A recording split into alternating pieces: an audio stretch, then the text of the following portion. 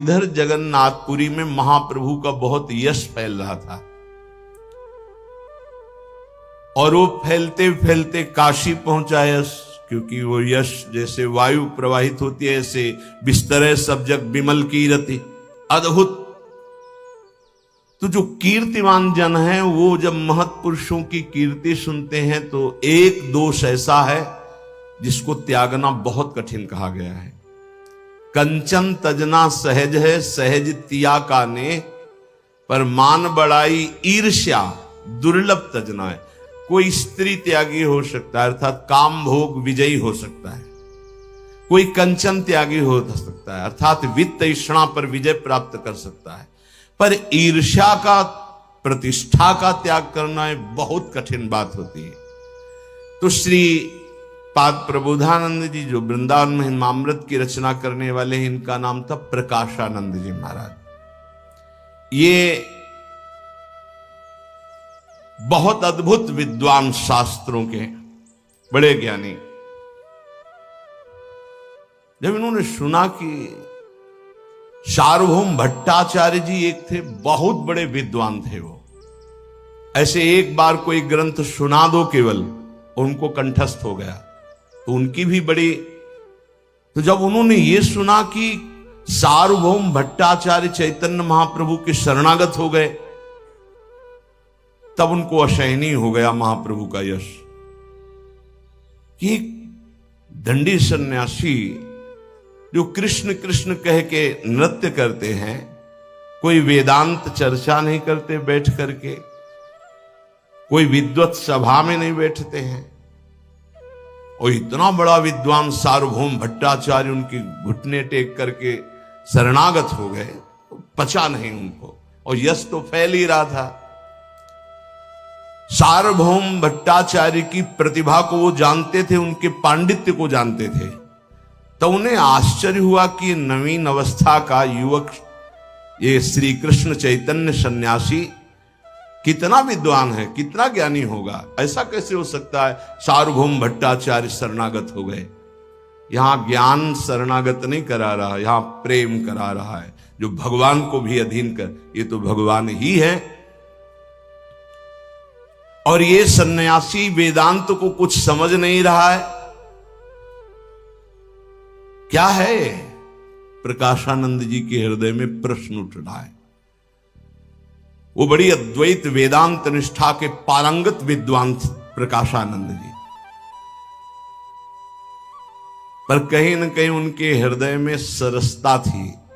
ये बड़ा सूक्ष्म ज्ञान का विषय है कि जिसे हम महत्व देते हैं उसको यदि हम कर नहीं रहे होते तो द्वेष हो जाता है, निंदा करने लगते, पर अंदर महत्व होता है। अब वो एक श्लोक लिखा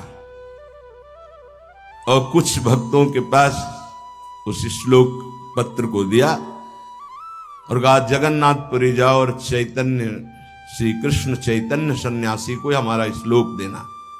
पहला, यत्र आस्ते मणिकर्णिका मलहरी स्वदीर्घिका दीर्घिका, रत्नम तारक मोक्षदम मृत तनो शंभु स्वयं यच्छति, एतत्वद्भुतमेव यत् सुरपुरान् निर्वाण मार्ग स्थितान्, मूढ़ोऽन्यत्र मरीचिकासु पशुवत् प्रत्याशया धावति। बहुत कड़ुआ श्लोक लिखा। जिस स्थान पर मरण कर्णिका कुंड है, पाप ताप हरणी स्वदीर्घिका भगवती भागीरथी गंगा है, और क्षुद्र जीवों को भी परम पद मोक्ष पदवी प्रदान करने के लिए शूलपाणी भगवान शंकर विराजमान है, ऐसे परम पावन काशी को छोड़ करके मोक्ष पदवी जहां नीचों को भी प्राप्त हो जाती है, तो मूर्ख लोग ही पृथ्वी में पशु के समान अन्यत्र भटकते हैं। ये बड़ा आश्चर्य है। ऐसा लिख के महाप्रभु के लिए भेजा। जब वो नीलाचल पहुंचे, महाप्रभु को प्रणाम किया और प्रकाशानंद जी का पत्र दिया। धैर्य की मूर्ति, प्रेम की मूर्ति, इन शब्दों का क्या प्रभाव। महाप्रभु ने बहुत प्रसन्नता पूर्वक पत्र लिया और पढ़ा और हृदय से लगाया, मुस्कुराए। सार्वभौम भट्टाचार्य जी बैठे थे, उन्होंने कहा प्रभु देखने की अनुमति है, पत्र में क्या है। पर उनका देखने की नहीं, सुनाने की भी है, सबको सुना दीजिए, महात्मा का आदेश है, बहुत बड़ी बात कही है। स्वरूप दामोदर खड़े हुए, विद्वता की वो भी मूर्ति थे। श्लोक देर नहीं लगा, सबको अर्थ समझ में आ गया कि क्या। श्रीपाद प्रकाशानंद जी के पांडित्य की प्रशंसा करते हुए चैतन्य महाप्रभु ने कहा वाह धन्य है, बहुत सुंदर। पर उन भक्त से कहा तुम वापस जा ही रहे तो एक श्लोक हमारा भी दे देना। महाप्रभु चैतन्य देव ने इस श्लोक उत्तर में भेजा, घरमांभो मणिकर्णिका भगवतः पादाम्बु भागीरथी काशी नाम पतिरर्धमेव भजते श्री विश्वनाथ स्वयं। एतस्यैव हि नाम शंभु नगरे निस्तारकम तारकम तस्मात् कृष्ण पदाम तस्मात् कृष्ण पदाम्बुजम भज सखे श्रीपाद निर्वाणदम।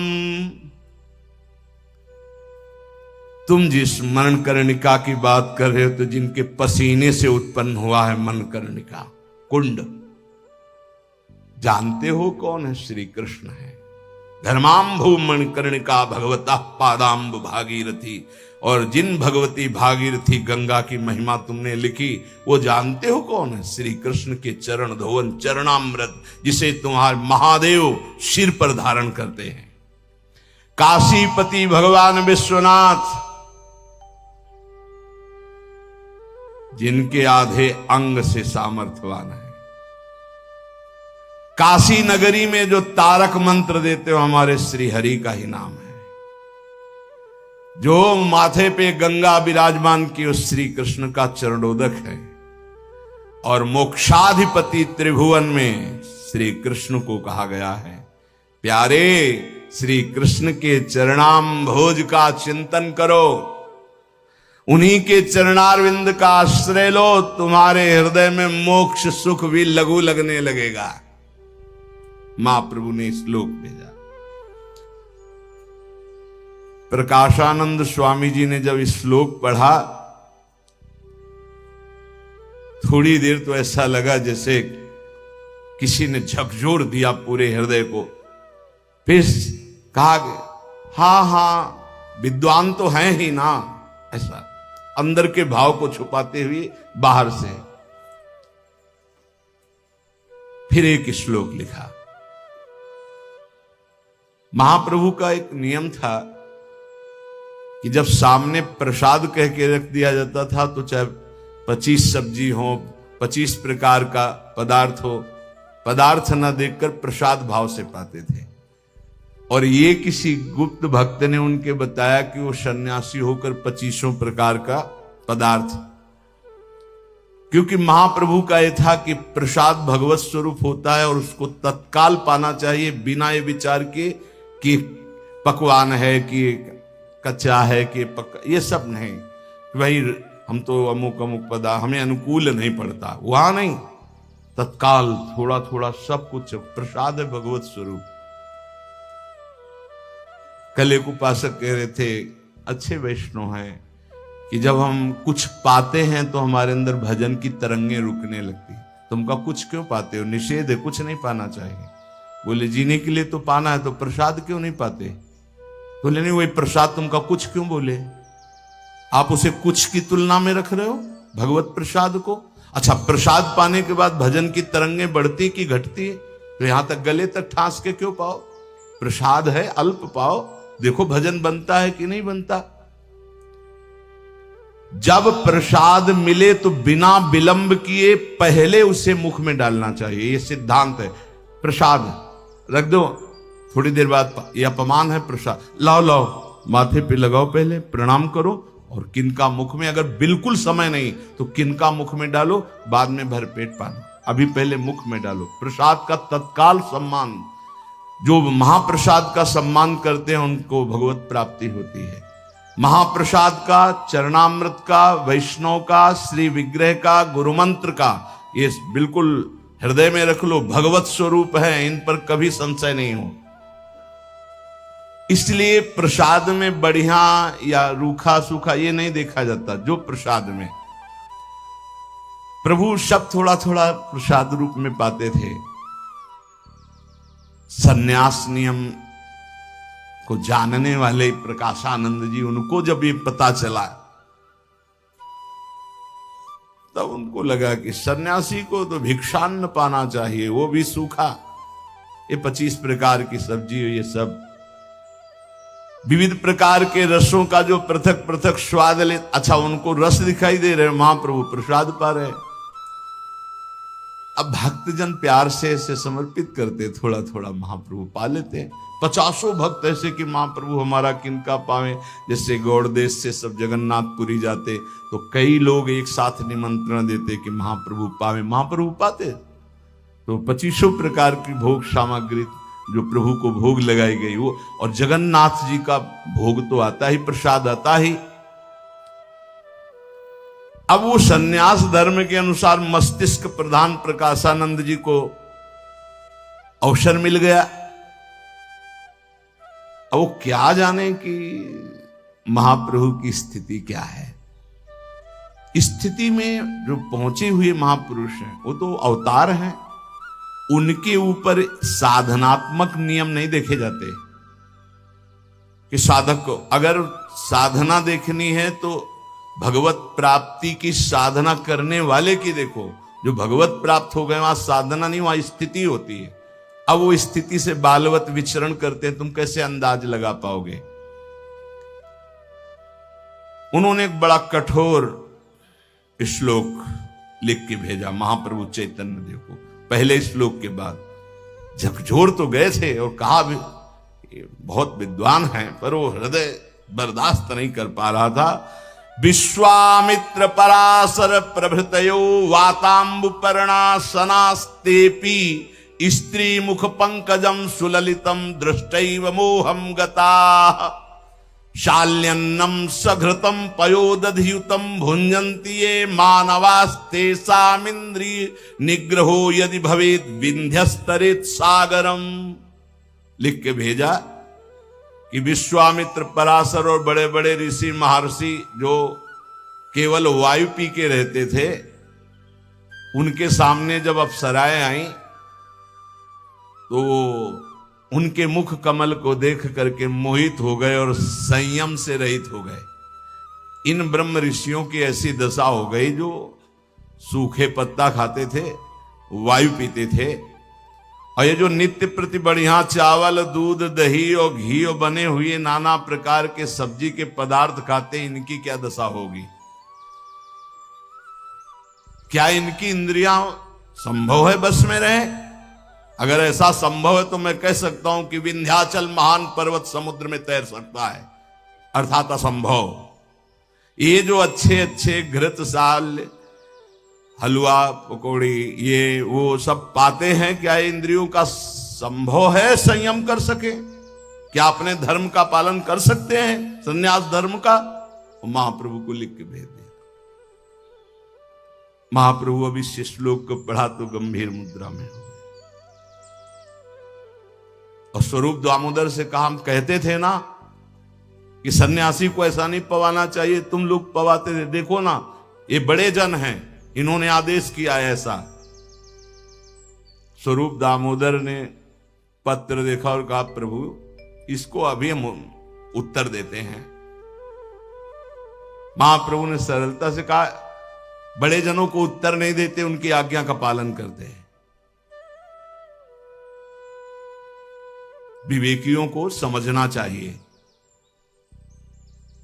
जो सेवा में थे उनके तो आग लग गई कि हमारे महाप्रभु को ऐसा कैसे लिख दिया।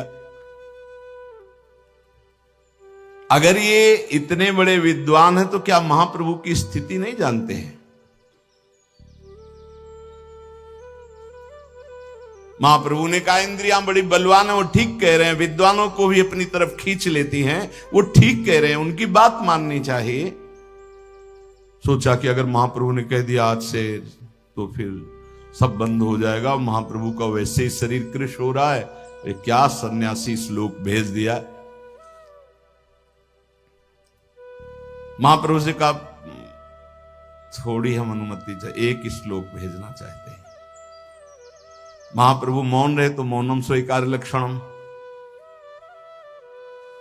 तत्काल एक श्लोक की रचना की और भेजा कि सिंहो बलि द्विरदसु करमांस भोजी संवत्सरेण कुर्ते रतिमेक बारम पारावतस्तृण शिखा कण मात्र भोगी कामी भवे दनुदिनम बद कोत्र हेतु। बड़े विद्वान हो, इसको समझना। महाबली सिंह बड़े बड़े पशुओं को, हाथियों को मार करके खाता है, वो स्वयं शिकार करके खाता है, फिर भी एक बार काम क्रीड़ा करता संवत्सर में। कहीं कहीं पाया गया है कि एक बार आयु में केवल एक बार काम क्रीड़ा करता है। और दूसरे विपरीत कपोत कंकड़ चुकता है, तृणों का अग्रभाग या बाजरा आदि का दाना पाता है, और एक दिन में सैकड़ों बार काम भोग करता है। कबूतर आदि पक्षी बड़े ज्ञानी हो, भोजन के ऊपर ही यदि काम भाव है तो विचार करके बताओ ऐसी वैषम्यता क्यों।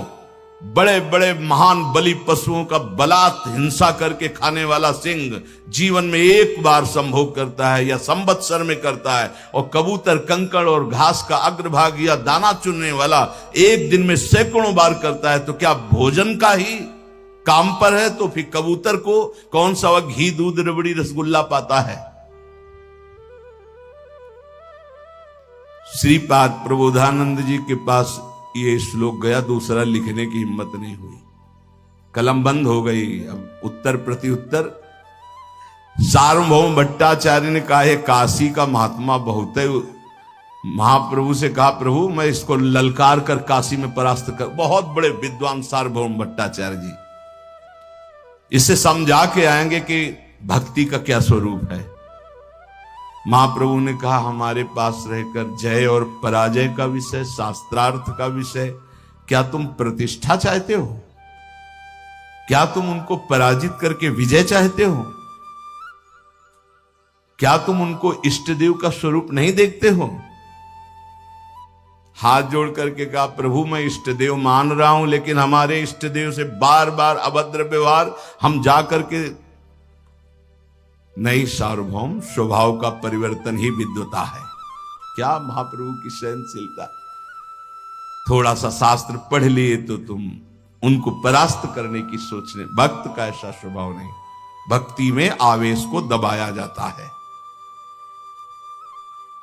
महाप्रभु के कहने पर फिर उन्होंने कहा प्रभु काशी तो जाएंगे और इसको मजा चखा के आएंगे कि विद्वता किसे कहते हैं। बार बार ये श्लोक भेजते हैं। महाप्रभु ने मुस्कुरा दिया, मानो आज्ञा मिल गई। कहा नहीं स्पष्ट जाओ, और मुस्कुरा दिया।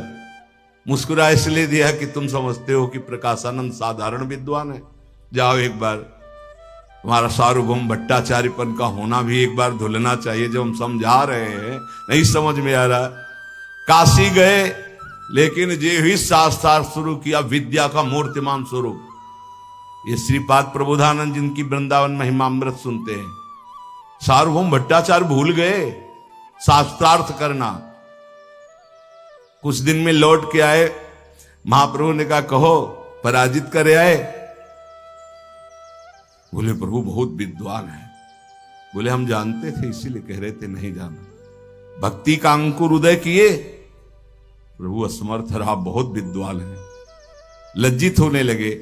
महाप्रभु ने कहा नहीं नहीं, लज्जित होने की जरूरत नहीं, क्योंकि तुमने स्वयं के अभिमान से उनको परास्त करने की नहीं सोची थी। कोई भी अपने गुरु की अवहेलना नहीं सह सकता, इसलिए तुम वहां गए थे। तुम्हारा जाना सम्माननीय है, पर वो बहुत अद्भुत विद्वान है।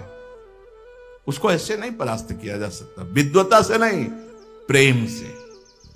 महाप्रभु के इन बातों का बड़ा प्रभाव पड़ा सार्वभौम भट्टाचार्य। आगे कभी किसी को तर्क में परास्त करने की सोच भी नहीं रखी। ये होना ही चाहिए, विद्वता हो, पर गुरुजनों के लिए विद्वता का प्रयोग करना निषेध नहीं है। जैसे, पर यही वैष्णव पद्धति है कि वो इसे भी स्वीकार नहीं करते। जैसे रूप जी को एक दिग्विजयी विद्वान आया और कहा या तो शास्त्रार्थ करो या पराजय लिखो, तो उन्होंने पराजय लिख दिया। जब उनके शिष्य श्री जीव गोस्वामी ने सुना तो उनका, मैं तो एक छोटा सा दास हूं, मेरे से शास्त्रार्थ करके देख, तू मेरे गुरु को पराजित कर, एक क्षण में परास्त कर दिया। और जब ये बात रूप जी ने सुना तो जीव गोस्वामी का त्याग कर दिया। क्यों आनंदित हो रहा था विजय में, तुमने क्यों उसे दुख दिया? कैसा महापुरुषों का हृदय होता है। इधर श्री पूज्य रघुनाथ दास गोस्वामी जी, समय बड़ा बलवान होता है, निकलने का अवसर ही नहीं मिलता था। पूर्व चर्चा कल की अरुणोदय का समय है, अर्थात सूर्य उदय होने वाला है, और संस्कृत के आचार्य यदुनंदनाचार्य जी वहां आए, थोड़ी देर संस्कृत पढ़ाई, और जब जाने लगे तो कहा, गुरुजी थोड़ी देर चलें क्या आपके साथ? तो ऐसे हाथ रखा, बोले चलो भाई। तो पूरी रात्रि पहरेदार जगे थे, तो औंघा रहे थे। सुबह धीरे धीरे हाथ रख करके आचार्य के साथ जब आगे बड़े, फाटक से बाहर हो गए, रघुनाथ दास जी ने किसी को ये संकेत भी नहीं होने दिया कि वो गुरु जी के साथ जा रहे हैं। और जो पहरेदार थे वो कुछ सोए हुए थे। धीरे धीरे जब आगे बढ़े तो कहा, गुरुजी काफी दूर निकल आए हैं, वापस जाएं क्या? और ये उन्होंने देखा बातचीत में तो बहुत आगे निकल, तुम वापस हो? बोले यही पूछ रहा था, क्योंकि वहां से उनको गांव के बाहर निकलना था।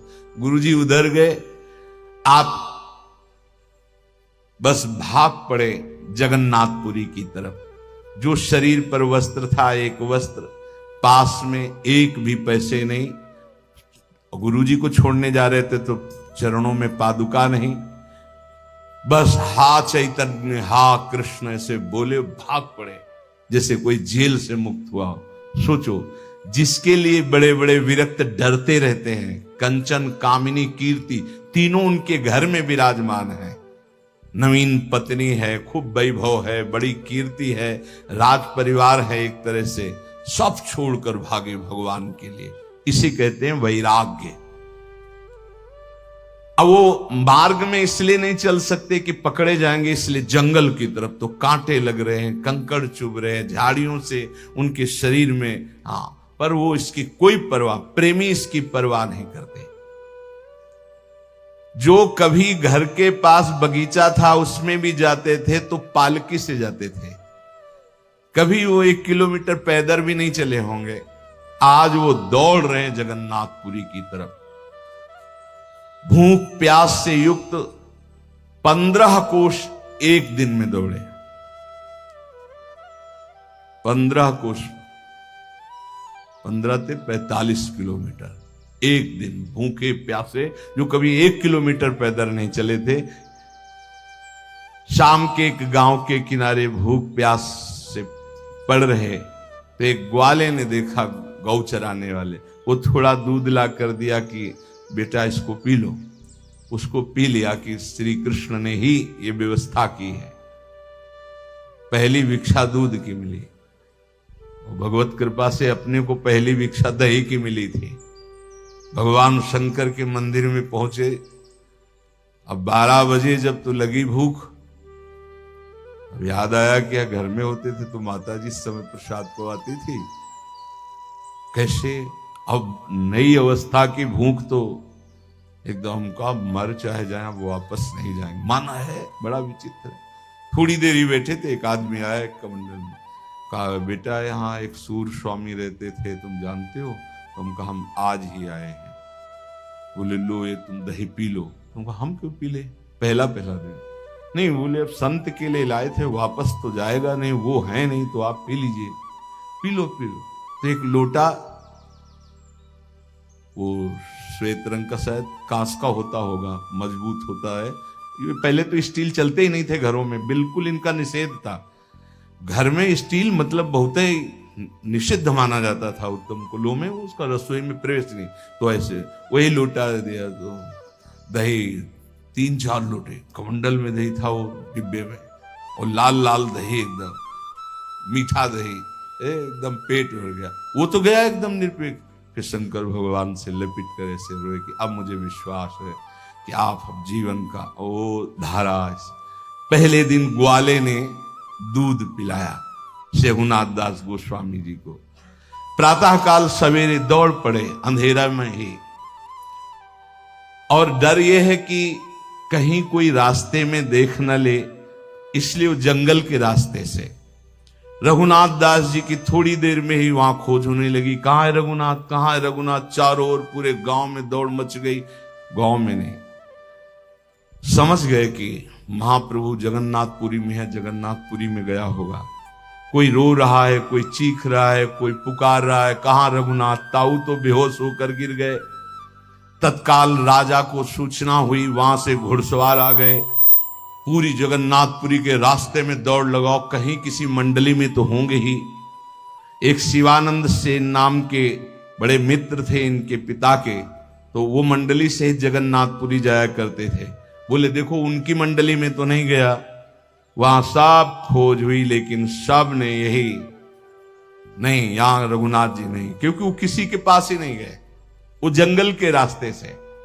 अब तो जो रघुनाथ दास जी के परिवार का हुआ, कोई न खाना न पीना, सब रो रहे हैं।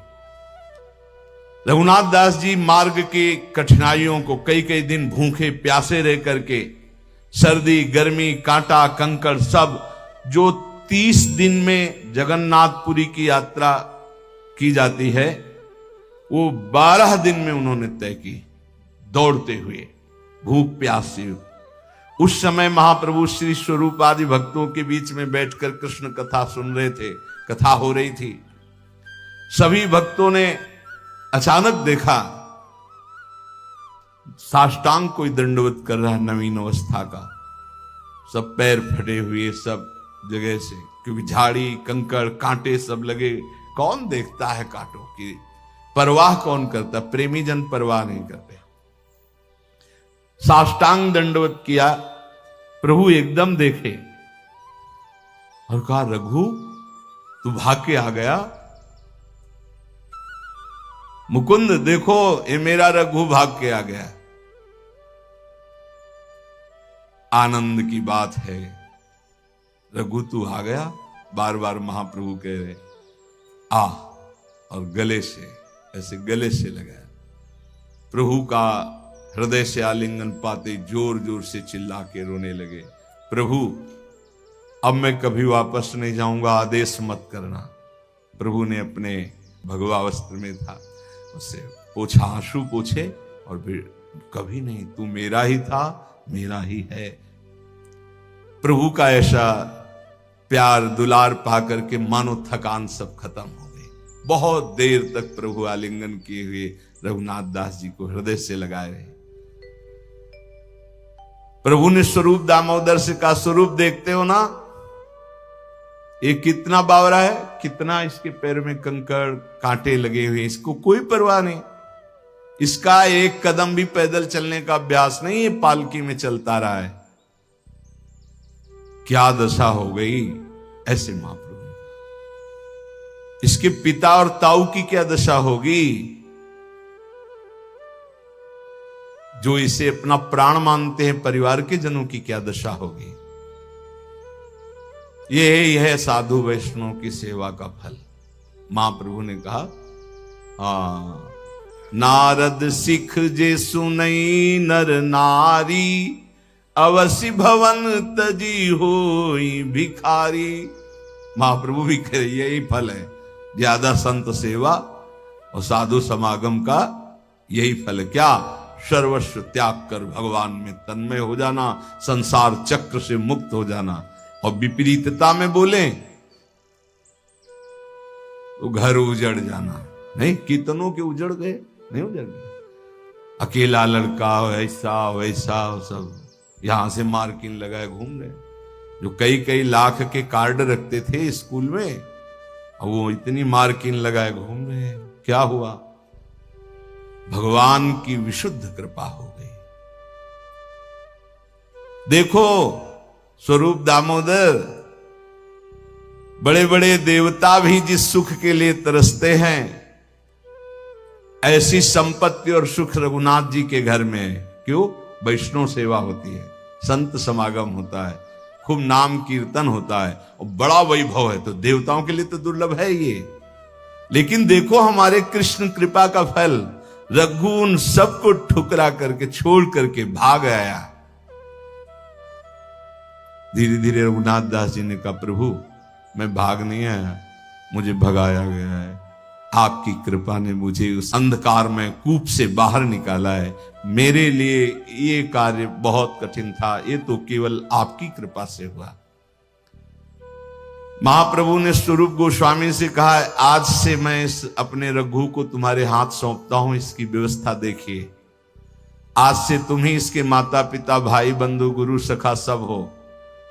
है मेरा पर संभालो तुम।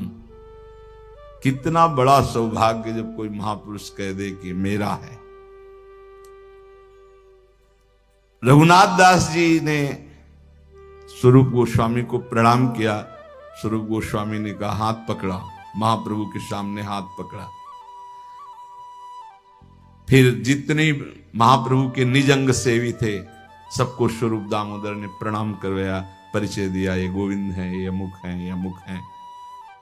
सबने आलिंगन किया रघुनाथ दास गोस्वामी का।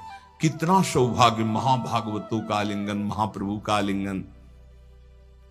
उसी समय गोविंद ने इशारे से रघुनाथ दास जी को बुलाया और कहा, आओ महाप्रभु का उच्छिष्ट रखा है, पालो।